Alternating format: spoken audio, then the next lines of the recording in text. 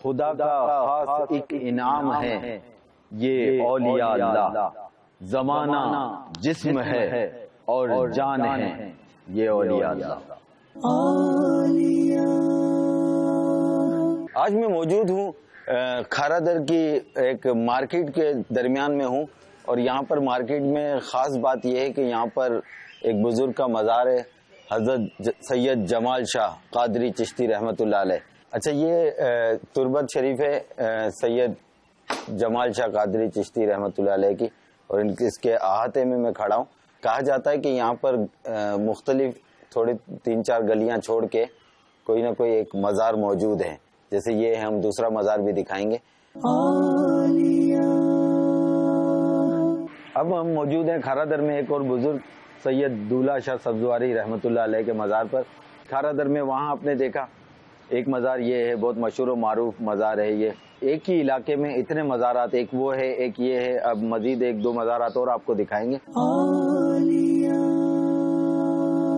اب میں موجود ہوں لیاری کے مین گیٹ کے سامنے، مین روڈ پر، حضرت پیر سید چھٹن شاہ غازی رحمت اللہ علیہ کے مزار کے پاس۔ یہ تربت شریف ہے، اور اس کے ساتھ ہی اسی احاطے میں ایک اور مزار ہے، اور یہ مزار ہے سید المخدوم عبد الکریم ہجویری المعروف مدنی بابا۔ تو یہ ایک ہی اس احاطے میں 2 مزار مبارک ہیں، اور مزید بھی واکنگ ڈسٹینس پہ۔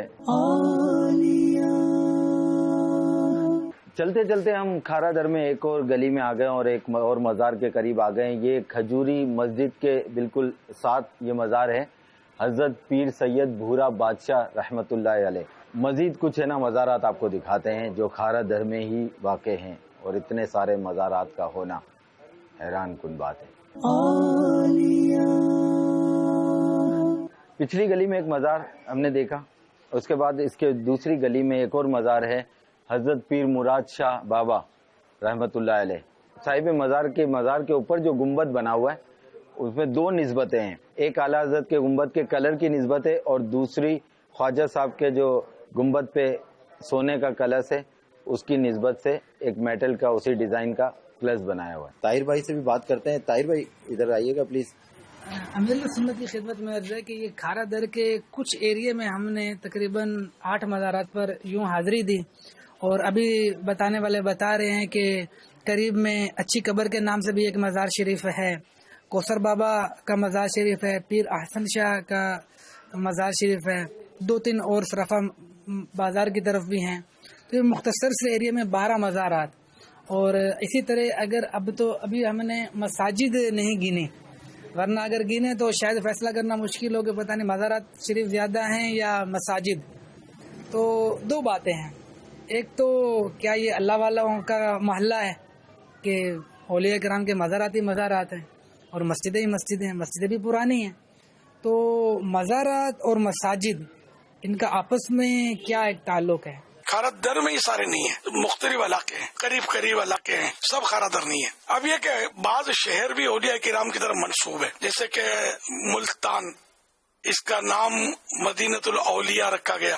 یہ دعوت اسلامی نے نہیں رکھا نام، یہ پہلے سے چل رہا مدینۃ الاولیاء۔ مدینۃ الاولیاء کے معنی ہے ولیوں کا شہر۔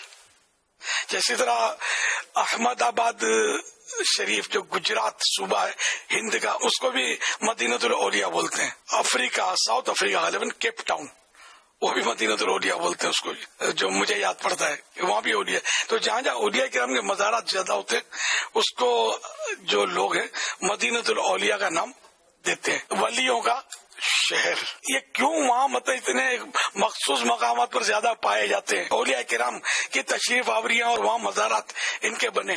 تو اولیاء کرام تو یوں تو ہر خطے میں ہوتے ہیں، کہیں کہیں عقیدت مند ہوتے ہیں کہ جو ان کے مزار بنا دیتے ہیں، کہیں ایسا ہوتا ہے کہ عام قبرستان میں تدفین ہوتی ہے، ہوتے وہ بھی ولی اللہ بعض وقت پائے گئے ہوتے ہیں، لیکن ان کا مزار بنانے والے کوالٹی وہ نہیں ہوتی۔ بعد ایسے بھی ہیں مطلب مقامات کے جہاں مطلب مزار لوگ بننے ہی نہیں دیتے، وہاں کی جو اتھارٹی ہوتی ہے مین وہ نہیں بننے دیتے مزارات۔ اولیاء کرام تو وہاں بھی ہوتے ہیں، یہ نہیں خارا در ہی میں اولیاء کرام اور باقی سناٹا، زمین کا چپا چپا جو ہے اس پہ اللہ کے نیک بندے پائے جاتے ہیں، ان کی پہچان ہو یا نہ ہو۔ تو اب یوں کھارا در میں مطلب یہ کہ مزارات، تو اس طرح کے عاشقان رسول کا وہاں، عاشقان اولیاء کا وہاں مطلب رہنا سہنا، تو یہ بنا دیتے تھے مزارات، یہی سمجھ میں آتا ہے۔ اور مسجدیں زیادہ یا مزارات زیادہ، تو مسجدیں بھی کم نہیں ہیں، یہ کھارا در اور اطراف کے علاقوں میں مسجدیں شاید زیادہ ہیں، اور مسجد کے لیے کوئی رکاوٹ نہیں بنتا۔ مزار بننے کے لیے بعض لوگ مطلب اختلاف کر لیتے کہ نہیں بننا چاہیے تو بنانا چاہیے، تو نہیں بنانا چاہیے، تو ادھر نہیں تو ادھر نہیں، تو یوں ہوتا ہے۔ لیکن مسجد میں شاید وہ صورت نہ ہوتی ہو تو لوگ بنا لیتے ہیں، مسجدیں کافی ہیں۔ اچھا، اور ایک تعداد ہے مسجدوں کی جو مزارت کے ساتھ متصل ہوتی ہیں، ملی ہوئی، یہ دی بیسٹ، اور یہ تو بہت پرانا طریقہ رہا ہے۔ یہ اصحاب کہف کے تعلق سے قرآن کریم میں قال الذین غلبوا علی امرہم لنتخذن علیہم مسجدا، جو لوگ اپنے اس کام میں غالب رہے تھے، یعنی بیدروس بادشاہ اور اس کے ساتھی، انہوں نے کہا ہم ضرور ان کے قریب ایک مسجد بنائیں گے۔ تو جہاں اصحاب کہف آرام فرمائے وہاں بھی مسجد بنائی گئی۔ اچھا، تو کہیں ایسا ہوا کہ مسجد مزار کے بعد بنی، کہیں ایسا ہو کہ مسجد پہلے سے موجود، مزار بعد میں بنا۔ اس کی مثال مسجد نبوی شریف ہمارے سامنے، مسجد پہلے بنی، مزار پر انوار بھی اب مسجد نبوی کے ہی وہ راؤنڈ میں ہے، اگرچہ وہ خود مزار پاک کمی نہیں کر رہا کہ مسجد عین مسجد، لیکن یہ کہ ہے تو احاطے میں نا کہ پورا وہ راؤنڈ بن گیا اس کا، کہ مزار شریف سبز گنبد مسجد نبی کے اندر جگمگا رہا ہے۔ اچھا، اسی طرح اور آپ جتنی مسجدیں لیں، یہ غوث پاک کا مزار مسجد اس میں موجود، حضور خواجہ غریب نواز مسجد موجود، داتا حضور لاہور عالی شان، بہت کتنی بڑی سائز کی مسجد ہے وہاں، اور مزار بھی ہے۔ تو اس طرح مطلب یہ کہ لوگ مسجد میں بھی آئیں اور مزار پر بھی حاضری دیں اور اکتساب فیض کریں۔ تو اس آیت کے تحت لکھا ہے کہ اس سے معلوم ہوا کہ بزرگوں کے مزارات کے قریب مسجدیں بنانا اہل ایمان کا قدیم یعنی پرانا طریقہ ہے، اور قرآن کریم میں اس کا ذکر فرمانا اور اس کو منع نہ کرنا اس فعل کو، اس کام کو درست ہونے کی قوی ترین یعنی مضبوط ترین دلیل ہے۔ اس سے یہ بھی معلوم ہوا کہ بزرگوں کے قرب میں، بزرگوں کے قریب برکت حاصل ہوتی ہے، اس لیے اہل اللہ یعنی نیک بندوں کے مزارات پر لوگ برکتیں لینے کے لیے جایا کرتے ہیں۔ قبروں کی زیارت سنت اور موجب ثواب یعنی ثواب کا ذریعہ ہے، ثواب کا باعث ہے۔ تو یوں مسجدیں مزاروں پر تو یہ دنیا بھر میں آپ کو ملیں گی، جہاں جہاں میں نے تو کئی جگہ دیکھا ہے نا کہ مسجد تو ہوتی ہے مزار کے ساتھ۔ اب عراق شریف میں اگر حاضریاں ہوں، بغداد معدلہ میں حاضریاں ہوں، جگہ جگہ آپ کو مزار کے ساتھ مسجد ملے گی کہ مزار پر حاضری بھی دینے والے آتے ہیں، وہ نماز بھی پڑھ لیں الحمدللہ، اور یہ ایک اچھا انداز ہے اور ہونا بھی چاہیے۔ صلو علی الحبیب صلی اللہ علیہ وسلم۔